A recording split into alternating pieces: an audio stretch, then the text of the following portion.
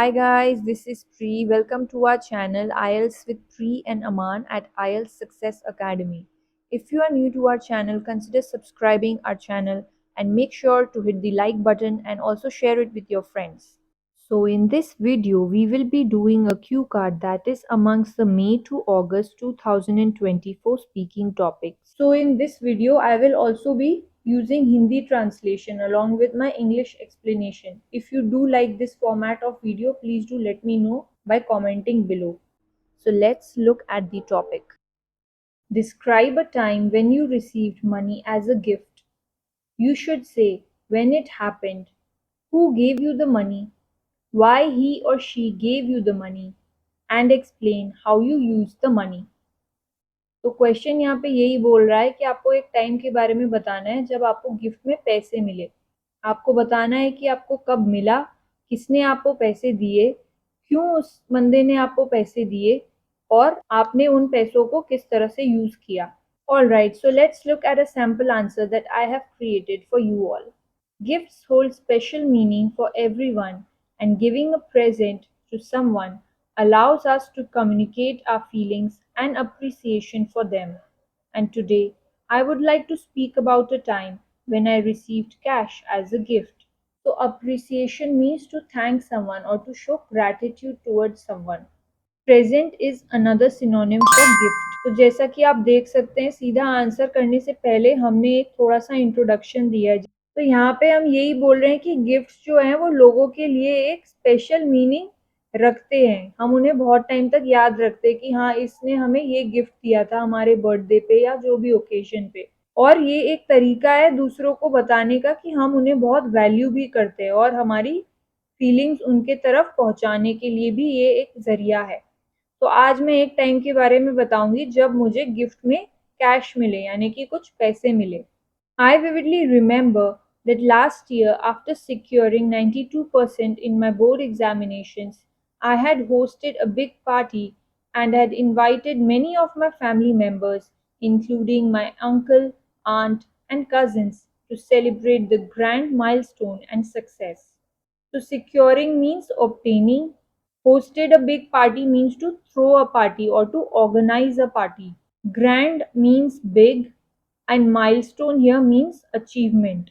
तो यहाँ पे हम यही बोल रहे हैं कि पिछले साल जब मेरे बोर्ड एग्जामिनेशन में बहुत अच्छे मार्क्स आए थे, 92% आए थे, तब मैंने एक पार्टी रखी थी जिसमें कि मैंने बहुत सारे अपने रिश्तेदारों को बुलाया था, अपने अंकल, आंट और अपने कज़न भाई बहनों को बुलाया था इस बड़े ओकेजन को सेलिब्रेट करने के लिए। ग्रैंड मीन्स बड़ा और माइलस्टोन मतलब कोई टाइप का अचीवमेंट, ठीक है।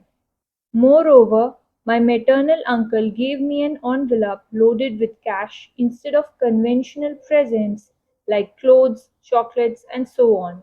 Additionally, he thought to give me money as a gift as it would provide me the flexibility of purchasing items as per my own preference and usage, as well as result in better and fruitful utilization rather than handing me over some random item which would sit on my wardrobe shelf for years. So maternal uncle means your mother's brother, okay? Preference means liking, fruitful means useful, conventional means traditional. तो यहाँ पे हम यही बोल रहे हैं कि मेरे मेटरनल अंकल यानी कि मेरे मामा ने मुझे एक एनवेलप दिया जिसमें कि पैसे थे।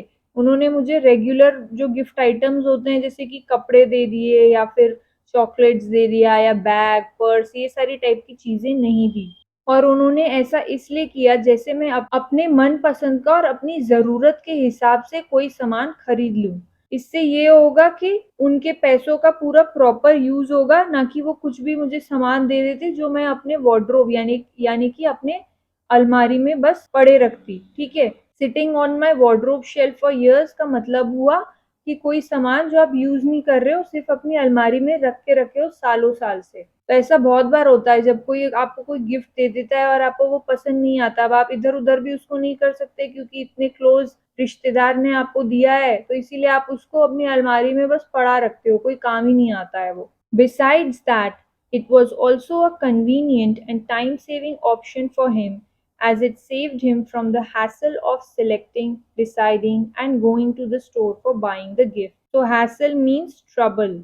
तो यहाँ पे यही बोल रहे हैं कि मेरे मामा के लिए भी ये बहुत ही एक आसान यानी कि कन्वीनियंट ऑप्शन था, प्लस उनका टाइम भी बचा इससे। टाइम सेविंग मीन्स उनका टाइम बचा इससे। क्यों? क्योंकि उन्हें कुछ चूज नहीं करना पड़ा, सेलेक्ट नहीं करना पड़ा, ठीक है, डिसाइड नहीं करना पड़ा, और किसी स्टोर में जाने का समय भी उनका बच गया कि वो दुकान में जाते फिर कुछ सामान लेके आते, ठीक है।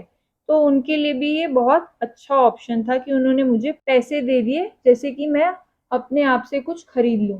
Furthermore, after the guests left, I counted the cash from the envelope, which amounted to a substantial figure of 5,000 rupees, and I felt like a dog with two tails. So, we have also used an idiom here which is felt like a dog with two tails, which means to be very happy. And substantial means considerable or significant. तो यहाँ पे हम यही बोल रहे हैं, जब सारे मेहमान चले गए तब मैंने उस एनवेलप यानी कि वो लिफाफे को खोला और उसमें जितने पैसे थे काउंट किया तो उसमें 5,000 रुपए थे। And I felt like a dog with two tails, ये एक इडियम है जिसका मतलब है बहुत खुश होना। Finally, I purchased a digital smartwatch having all the latest features for which I had been waiting from a long time by combining a part of my savings and the cash collected, utilizing the gift amount in a beneficial manner.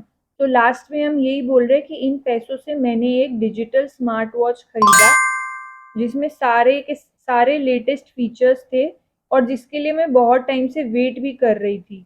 और ये watch जो है, मैंने जो पैसे मुझे मामा ने दिए थे वो यूज़ किया और प्लस मैंने कुछ सेविंग्स भी कर रखे थे, दोनों को मिला के, कंबाइनिंग मीन्स दोनों को मिला के खरीद लिया। और जो वो उन्होंने पैसे दिए थे उसका बहुत ही अच्छा यूटिलाइजेशन हुआ यानी कि यूज़ हुआ। Thank you for your time everyone.